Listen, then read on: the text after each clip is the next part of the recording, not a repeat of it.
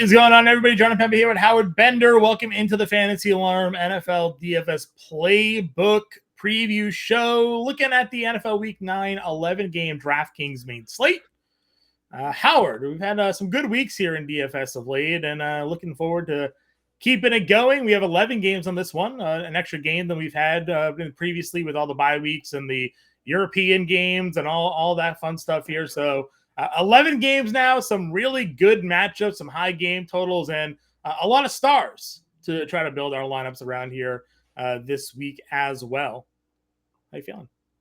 I'm feeling great, man. I'm definitely feeling great. If you guys have checked out the DFS watch list over at fantasyalarm.com already, obviously some contest thoughts there. We're pulling off of the cash games here because of the lineup trains. We're hitting those single entry GPPs, maybe a 3 max entry GPP is where we're kind of looking. So that's kind of, just kind of changes the way you're looking at building your lineups, changes some of the plays that you're doing. Sometimes, you got to take some shots on some dart throws in order to make it happen. So, dude, I'm ready, man. I'm ready. And I love the fact that the QB position is highlighted here by Josh Allen versus Patrick Mahomes. I think that that's going to be a great spot to be in. I'm going to build a lineup with each one of them. I'm going to probably use naked Josh Allen, and I may just pair up Mahomes with Rashee Rice. But other than that, man, I mean, those two guys are going to ball out in this one. 52.5 game total. It's the biggest on the main slate here. 2.5 point spread. The Chiefs road favorites in this one. If you watch the betting show, you know that I am high, particularly on Patrick Mahomes here to get it done. He is also slightly cheaper, which I'm certainly happy to take the discount. Both are obviously in good spots. You know, Allen is certainly at times disappointed because Buffalo as a whole has disappointed at times. But yeah, I don't see anything wrong going with either play. I prefer Mahomes, and ownership probably ends up preferring Mahomes in this spot as well for those same reasons that you just mentioned. Just better options to throw the football and stack with while you're playing the naked Allen option there. So I'm good with Mahomes. I do like Drake May as well. I know we've kind of gone back and forth on that one. With Atlanta's defense, there are times where they step up and they look great when they beat Josh Allen. There are times where they look terrible, like when Tua Tagovailoa is throwing all over them, or Bryce Young and company is beating them 30-0. So obviously the Patriots have been putting up a lot of points. They've been doing it with Drake May, throwing a lot of touchdowns. $6,500. There's rushing upside for him. In this tier, there's really not a ton, up top that I was looking necessarily to spend for. It was like May, Stafford, Mahomes were the three guys that I would kind of target my lineup building around. I mean, I do like Justin Herbert against Tennessee. I think it's a solid matchup. I know that Kamani Vidal is likely to get a ton of work here, but Greg Roman is just he's liking what he sees right now. He's throwing the football a ton. He's throwing the football a lot more than I think anybody expected. And when you've got McConkey, Keenan Allen, Quentin Johnston, and Oronde Gadsden II, like, you've got great receiving weapons here. Tennessee's horrible on both sides, offense and defense. So both against the run and the pass. So I don't mind using Justin Herbert. I would use him over Drake May. I'd pay the 300 extra on that. I also don't like Bo Nix very much here. I like Stafford. Obviously, it's a home game. If they're a 2-touchdown favorite in this one here, they're going to have to get to 2-touchdown favorite, land somehow. Mm-hmm. And it sounds like Puka Nacua returned to a limited practice on Wednesday. So, you and I are recording this on Thursday afternoon right now. So we're going to wait and see on the status of Puka Nacua. Maybe I pull out if Nacua is not there, but I like Stafford. I like Stafford and even possibly Daniel Jones over like May and Nix. Okay. I don't mind Jones. I'm more on the running back, which we'll get to in a moment here, obviously, in that matchup specifically. But Stafford's been great. And if Nacua is able to suit up after the limited practice, it just adds to that matchup with New Orleans. Plus, Tyler Show's starting now for New Orleans. So, could be some turnovers and short field opportunities for Stafford just to get some easy touchdowns going in that one. Other mid-tier options for us, you have Love, Goff, Rodgers, and Caleb Williams, sort of that low 6, high 5K range. Again, Yeah, the Rodgers play is interesting. You and I again talked about it on the betting show. This is just a 3-point spread. This is a game with an over 50 game total. So it's, Vegas is expecting a close, high scoring game.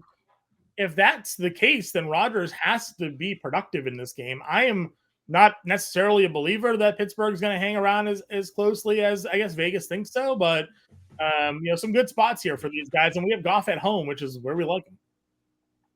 Yeah, Goff at home where we like him. I'm actually gonna look at Caleb Williams. I think Caleb Williams is in a great spot here. Again, if you watch the betting show or if you've read the watch list, then you know where I'm at here with them. Cincinnati is just, they rank 31st in DVOA against the pass. They're giving up the third most passing yards, the second most passing touchdowns. Ben Johnson's going to right the ship here. You've got the weapons. Roma Dunze returned to practice. Cole Kmet returned to a partial practice as well. DJ Moore is there. DeAndre Swift catches passes. I kind of have a sneaking thing on Luther Burden this week. So Caleb Williams, I think if I'm looking at this tier here, I'm going for it here because also nobody likes him right now. Like everybody hates Caleb Williams, and I think that his ownership will probably come in lower than expected. Yeah, obviously, plenty of reasons to dislike him. He's performance-wise, 12, 5, 19, and 12 in his last 4 starts. You're not going to win many tournaments with that kind of production. Flacco did practice, so, shoulder injury, AC joint injury aside, if he is good to go, you can certainly throw on Chicago. If you think this is going to be a competitive back-and-forth game, Flacco is going to throw 40-plus times. You got him at $5,600. I'm good there. Where would you go next, though, I guess, is my question. Like, I didn't find myself loving much of the value when I did the QB coach this week. Yeah, I don't really feel like there's a lot of value that I want to go to. You could go to Trevor Lawrence going up against the Raiders. They're not good, but I don't know what to expect. Brock Purdy's returning to a limited practice right now, so I don't know what to expect between him and Jones. How many weapons can you take away from Jackson Dart before, he's like mentally unstable for this one here? And as much as I love CJ Stroud, I don't love him against Denver, even without. So I'm actually not using any of the lower value. The lowest I'm paying right now, I think, is Caleb Williams. Yeah, I'm kind of in agreement with you. I didn't really write up much value. I'm not going to go with Show, obviously. Geno. I won't ever use Geno. No, he's not terrible. You got McCarthy coming back at 49. Coop's been throwing some JJ McCarthy propaganda out on Twitter again. Maybe you're a believer in that, but no dice for me. So that's a quarterback position. I don't think I play anybody cheaper than Flacco. Maybe Trevor Lawrence, maybe, but that's multi 20 lineup entry type stuff. To the running backs we go, and it starts Jonathan Taylor, Christian McCaffrey, Bijan Robinson, Jahmyr Gibbs. I'll use any one of the 4. If I had to pick a favorite, it's going to be McCaffrey against the Giants. That's my favorite of these top 4, but I think that all 4 of these guys should very much be in play, and you can use any one of them. It might just be a matter of salary. Yeah, Bijan Robinson might be the lowest rostered of the group this week just because of how good New England's been against the run. Mm-hmm. They obviously shut down Quinshon Judkins, and he eventually left with an injury, but he was getting nothing going when they were trying to run the football. You paid Milton Williams all that kind of money. They got Christian Barrymore, Tonga's in the middle, Spillane as a linebacker, a run stopper. So they've been really good running the football, but those guys don't cover well. So Bijan Robinson gets his points this week. I think it's going to come in a passing game. I like CMC. We were right on 2 of the 3 running backs we said you had to build with last week. We said jam in Derrick Henry, Jonathan Taylor, and Bijan Robinson. Well, B-Rob was an absolute fail, but Taylor and Henry were obviously really good plays there. So in agreement with you. I still like James Cook. I like Josh Jacobs. Sure. Good with those. You mentioned, obviously, the spread with the Rams. Kyron Williams is as live to get 2 touchdowns as anybody else is there as well. So the mid tiers is pretty solid if you're looking at that 6K group. Yeah, it's definitely looking solid in that group. You can do that, but I think I might, especially if I'm going to utilize a guy like Christian McCaffrey, I might need to drop down a couple of bucks cheaper, John, and go to Kimani Vidal. It's so funny. This is one of the things that I've been saying to people. I said it on the Fantasy Alarm Show. One of the reasons why you don't ask start sit questions in season-long fantasy on a Tuesday or a Wednesday when it's a Sunday player is exactly what happened with Kimani Vidal, right? All of a sudden we got word on Saturday that Joe Alt was playing, that Trey Pipkins was playing. And immediately that turned my whole world around on what I thought with the Chargers. And look what he did. 23 carries, 117 yards. He got all the run blocking that he needed.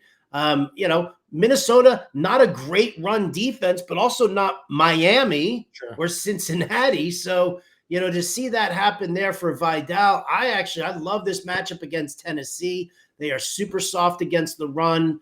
Vidal catches passes out in the flat as well. So I think he's actually a really nice play at 63. Sure.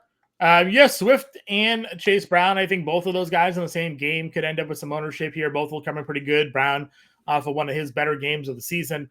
I like Travis Etienne. I don't think Las Vegas is any great shakes at $5,600 there. But I did just get another update on my phone here that Ramondre Stevenson did not practice with the turf toe, which means you go all the way down here to Trevion Henderson at $4,900.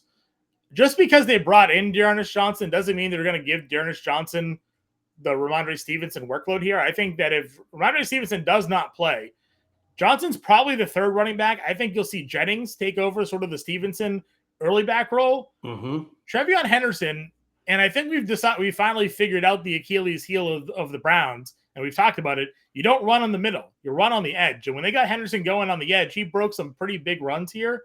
This could be the game where they utilize Henderson more than we've seen because if Stevenson isn't available. And I think ownership is going to end up leaning in on Trevion Henderson this week if that ends up being the case as well. Now, again, we might see Ramondre Stevenson practice on Friday and Saturday, and then none of that really matters. But as of now, DNP Wednesday, DNP Thursday, they brought in D'Ernest Johnson, which should set some light bulbs off to you, the guys, that maybe there's something going on there.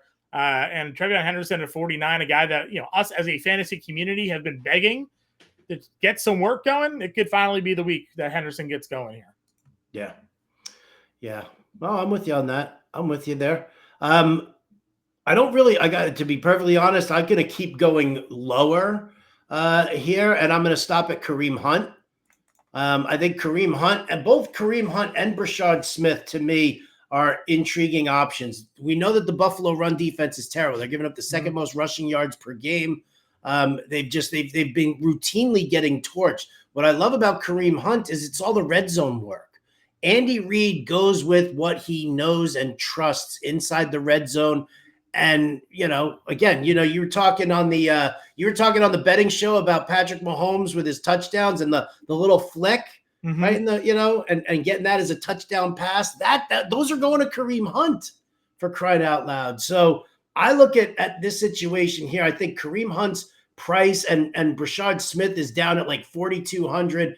I think those guys are absolute fantastic plays to pay down. I don't know exactly what the split's going to be. I lean more towards Hunt than Smith simply because of all the red zone work that Hunt gets, but I think that's a great spot to be. Yeah, but Jacko's out, if he's out, right? He's got the shoulder. Did not practice on Thursday. It's a knee injury, and they called him week to week. Yeah. So if he's out, I mean, for sure. Listen, Brashard Smith is the pure pass catching back in that offense, even though they didn't target him once last week. Surprise, surprise. But yeah, they would rather give Hunt the running down work and then give Brashard Smith the passing work. So both definitely much in play. I don't hate that. Let's see. Tajay Spears is kind of interesting at 51. You do have Tracy. He's going to take over as the lead running back at $5,100 there as well. Anything else at the running back position interest you? No. Isn't that, I mean, you could go and say that, if DeAndre Swift has, his array of injuries and the Bears do go up or whatever, they could, if they get a lead in the second half, they want to run more. Kyle Monangai going up against them, not a bad move there. It's not something, that's something I would do if I'm like, if I'm putting in like 20 lineups, I might have a slice of Monangai, but overall, though, that's probably about it. All right, go to wide receiver position here. Puka Nacua is your highest price wide receiver. Again, we'll see whether or not he suits up or not. The matchup is obviously pretty elite against New Orleans. Jamar Chase gets Chicago. If Flacco's the quarterback, I'm feeling pretty good there. Just now, Flacco's official Thursday status was limited for practice. Okay. So, again, these top guys are all great. Rashee Rice, we talked about that game and that matchup. Someone we're going to probably look to stack with Mahomes at $7,600. Again, a lot of good wide receivers this week. A lot of great wide receivers here, and I agree with you. I think that it's an easy pickings up here at the top, right? I mean, Amon-Ra is good. I might pull back on Jefferson just because it's J.J. McCarthy's first game back, and I'm not really sure what's going to happen, even though I hate the Detroit secondary. But I would rather pay up for Rice, knowing that that Mahomes targets him a ton. Nico Collins, if he clears concussion protocol, there is no Patrick Surtain. And that's going to kind of affect things. I don't like the 39.5 game total for that one, though. So I'm not sure exactly how much I want to invest there. But Rome Odunze, I definitely want to invest in. Sure. I like Odunze there at $6,600.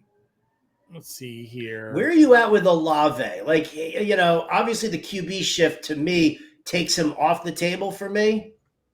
But I don't know. I mean, you tell me. I think he's bad quarterback agnostic. So I think they're going to throw to him 12, 15, 10 times a game because that's all they have to do. They're going to be trailing in these games. Tyler Show is going to just throw to Chris Olave. What else is he supposed to? Who else is he supposed to throw to? Right. So hey, they got to showcase Rashid Shaheed for all these trade talks. But they're going to be down multiple touchdowns in this game, so they're just going to throw to both. So.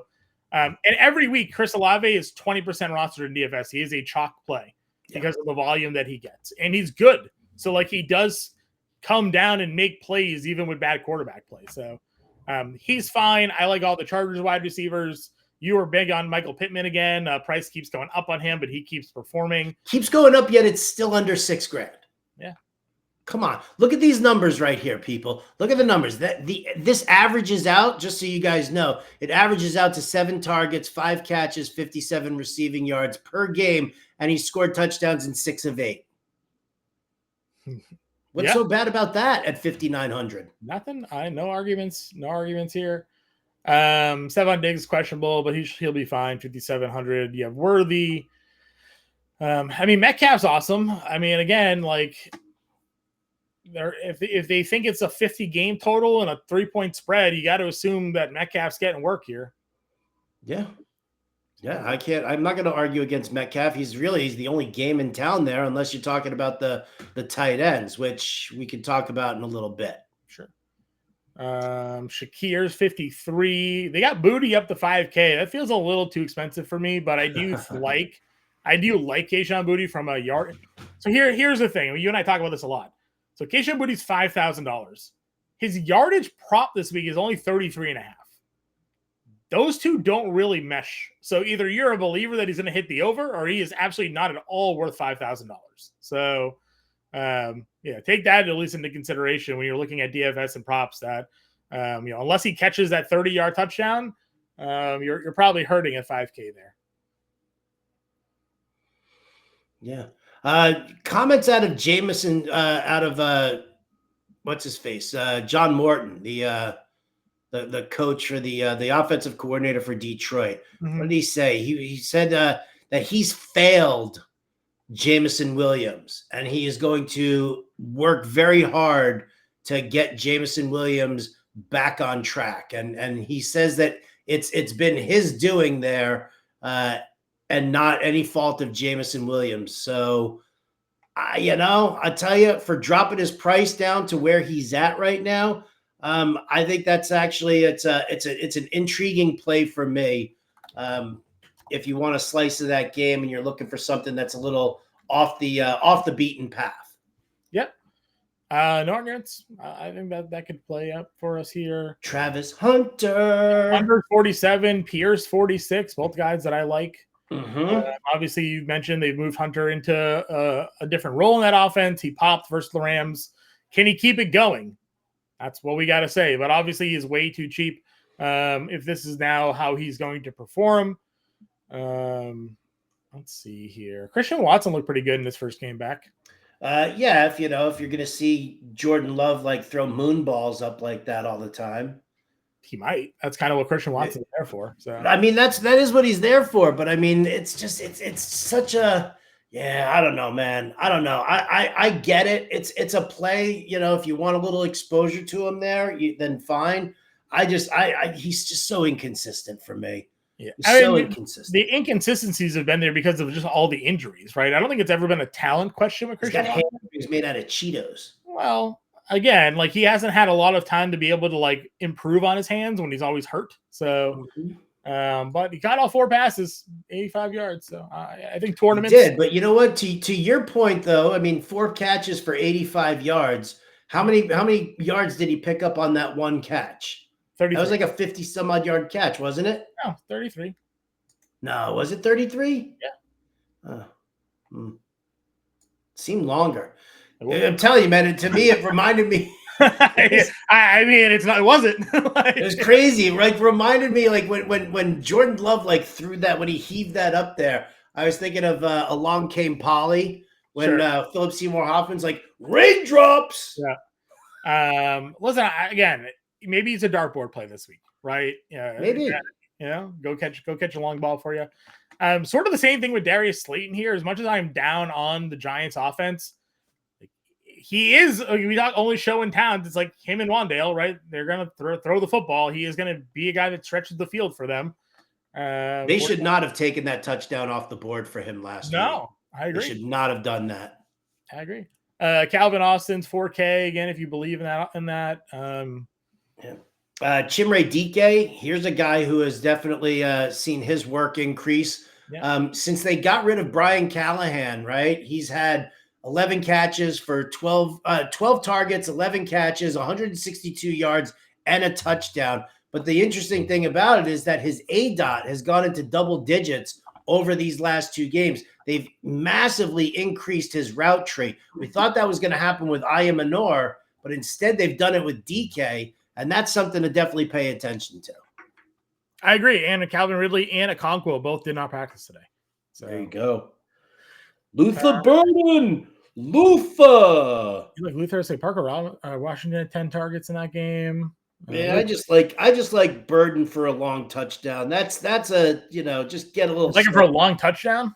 What's that? You like him for a long touchdown this week? I do. I've got that feeling, Johnny. Go bet the anytime because he's basically not getting targeted. Oh, so. I know. He's like, I'm with you, but you know what? Zacchaeus is also. I think he's gotten a little banged up too.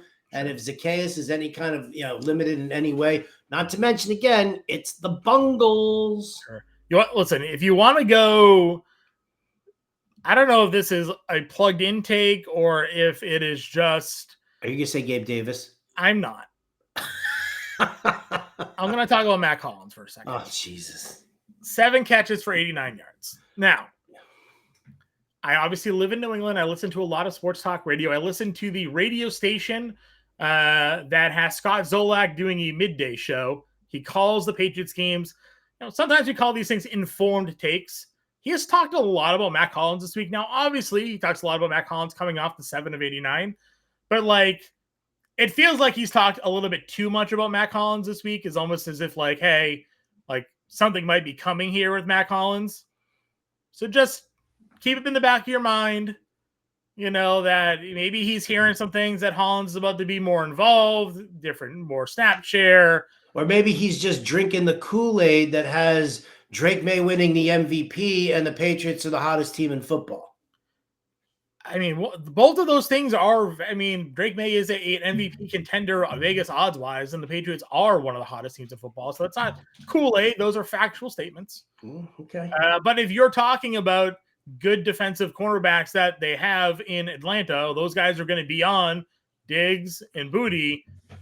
Matt Collins is here, 7 for 89 last game, all 7 catches. So just keep it in the back of your mind here that if you're building some lineups this week and you need a random dart throw. Did you just say Jesse Bates interception on a Matt Collins pass? Is that what I just heard you say? I'm just saying that his name has been used a lot on New England Patriots talk radio this week. Oh, there you go. You know what? I'll tell you what. Arian Smith's name has been talked a lot on Jets local talk radio also. How about that? All right, maybe. One is on a good team, one is not. So there's a difference there. You're laughing now, but if Matt Collins comes out and has a big game, you're gonna. If Matt Collins comes out and has a good game, I will acknowledge it completely. But for the same token, if the Falcons cover that spread and the Patriots do not have, and I'm nervous, man, because I've got in one of my primary leagues, I've got Drake May and Bo Nix, and I don't plan on playing Bo Nix against the Houston secondary this week. So it means that Drake May's got to come up big for me this week. So I've got a I've got a each vested of the last interest. 3 weeks, Matt Collins' snap share has increased 54%, 66%, 72%. All right. I don't know why you're being so sarcastically negative towards the Patriots. Any truth to the rumor that when Matt Collins has his braids, pulled too tight, that he doesn't catch the ball well, but when he goes with just the natural afro, it works beautifully? I don't know. I never heard of that one. Oh.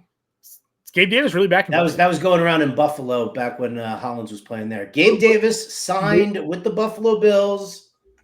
Hilarious. All right, let's get off this since you let's go to the tight ends. Not a believer in the Matt Collins call. Kraft, $5,700. Is it an overreaction to last week?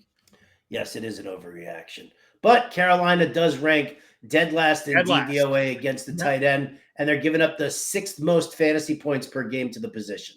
Yep. It's crazy. Kraft, Warren, Gadsden now number 3.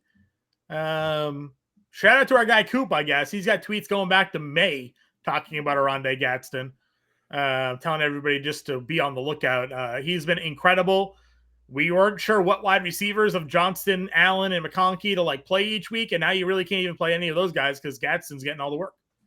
Well, interesting thing that we talked about on Alarm Fantasy Football today with respect to Oronde Gadsden. The Tennessee Titans actually ranked 6th in DVOA against the tight end. They don't give up a lot of fantasy points to the position. Keenan Allen's diminished snap count. Did that have anything to do with the fact that they were on the short week, that they weren't on the short week?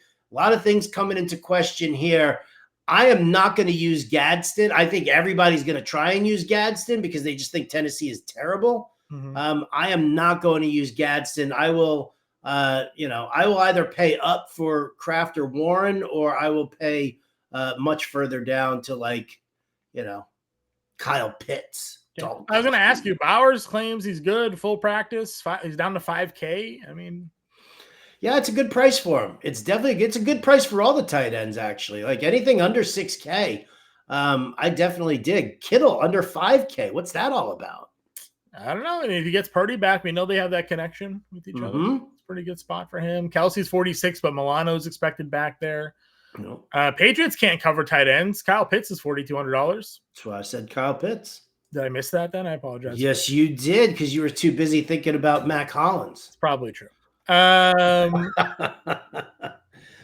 think Theo Johnson is in a good spot here. No Fred Warner for the San Francisco 49ers. We've seen some decent target share for him. I think, with the diminished lack of Scattaboo. Sure. If Cole Kmet doesn't play, you have Loveland versus the Bengals. Yeah, Cole Kmet put in a partial practice today, so it's ruining my hopes and dreams. Okay. Jonnu Smith. How about this? The Indianapolis Colts, as great as the team as they are a bottom 5 team against the tight end. Right? They give up a fair number of fantasy points per game to them. I know that you've got Jonnu Smith and Darnell Washington, and Connor Hayward's another one that they could throw out there, but Pat Freiermuth is there. We'll practice for Freiermuth this week. Yeah. But I think I might sprinkle something on an anytime touchdown for Jonnu this week. All right. Austin Hooper revenge game. When Austin Hooper was playing for the Falcons, that's when your boy became the tight end whisperer. Oh, yeah, that's true. That was your call. All right, anything else here? Jatavian Sanders going up against Green Bay. I think that's worthwhile if Bryce Young is back. I think Sanders can get some decent targets here. just going up against Green Bay. Again, it's a team that the front seven really focuses heavily on the pass rush as opposed to falling back and covering the tight end. So I think Sanders is kind of an interesting dart throw. All right. Defense, we go. Packers is your top priced defense. I feel like Rams are probably going to be the highest roster defense, though, at $3,900. Probably. Them and the Chargers are going to be the two highest rostered. Yeah. Good spots there. I like the Jags against Vegas because Geno Smith sucks at football. Sure. $3,300 for sure. Houston, as you've kind of highlighted, good at home, good defense, $2,900 there. But that's really kind of about it. I mean, I feel like the Jags are as low as I'm really going to go with, I just don't love any of the other matchups, in that vein. Yeah, there's been one. So the last couple of weeks, there's been a like $2,500 defense that has done well for DFS purposes.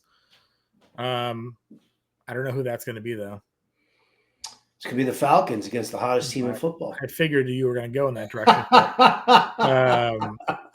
Could be the Giants, baby. Maybe the Giants. Giants haven't been very good, but it could be. Maybe it could be the Giants. I'm trying to think, like, what's the other options for us here? I mean, obviously, we do get a lot of turnovers from Caleb Williams, but the Bengals defense I'm not is so going bad. Sometimes, Johnny, sometimes you don't have a good pay down defense. That's fair. Sometimes you don't. All right, then we'll go with the Rams then, I guess. You don't have to, but you can. What's your tight end? What's my tight end? Yeah, what's your tight end play here? I mean, it just depends on which way you want to go. I mean, if you want to go with, if you want to pay up or want to go cheap, I built a lineup here. All right, give me your lineup then. I built a lineup here that, I will. Let me just cancel this out here so that I can tell everybody. It starts with Caleb Williams, John. It's a bear stack. Oof, okay. It's a bear stack. It's a bear stack with Jamar Chase coming back against it. So give me Jamar Chase, give me Rome Odunze, and slap your ass with a little Luther Burden. Okay? Okay. Now, for your running backs, why don't you give me McCaffrey and give me Kamani Vidal. Okay. All right. At tight end, I paid all the way down. Defense, I paid down to the Jaguars. Okay. Jacksonville. Yep. At tight end, I utilized Jatavian Sanders as a dart throw because I'm not really that enamored with a bunch of stuff. Now, here's where you can go. You can do one of two things here with the lineup. You can either go with like Darius Slayton, who should have had that touchdown last week. I definitely like him. Or Kareem Hunt fits in this lineup here, I believe, doesn't he? No. Oh, no, it was Brashard Smith who fit in the lineup. Yeah, Brashard Smith. Yeah, so give me Darius Slayton there. Okay. Boom. McCaffrey, Vidal, Chase. Let me ask you, would you rather go down from Vidal to Hunt? And then go back to the tight end then. I'd rather bump up the tight end than keep Slayton. Yeah, keep Slayton and bump up the tight end. What does that give us? Kelsey, Laporta, Kincaid, Pitts. There's your boy Pitts. Yeah, Pitts. What does a $4,500 flex get us? Anything? Let's see, $4,500 flex. Nope. Christian Watson. Yeah, there you go. Dude, you can throw Christian Watson in there if you're a believer in Watson being able to come down with another deep pass. Sure, it just gives you it gives you nice flexibility because you're not paying up through the nose anywhere. You're paying up for Christian McCaffrey. You're paying up for Jamar Chase. Now, if it's Jake Browning under center, then I'll probably pull off on Chase. Sure. And just kind of adjust certain things, and maybe I don't fully stack the Bears. Maybe I just go Caleb Williams and Rome Odunze and not go the full stack and have Chase coming back. Or I just have Chase Brown coming back. Either way. Yeah. It's an example lineup. We'll have another example lineup on Sunday when Bender does the playbook. Full playbook and dartboard out on Saturday. Example lineups out on Sunday. Myself and Andrew Cooper answering all of your questions starting at 11 a.m. Eastern time on this YouTube channel. Bender and Coop are on SiriusXM before that, 10 to 11 o'clock, getting you guys ready for NFL Week 9. We appreciate you tuning in each and every week with us. Good luck this week, everybody. We'll catch you later.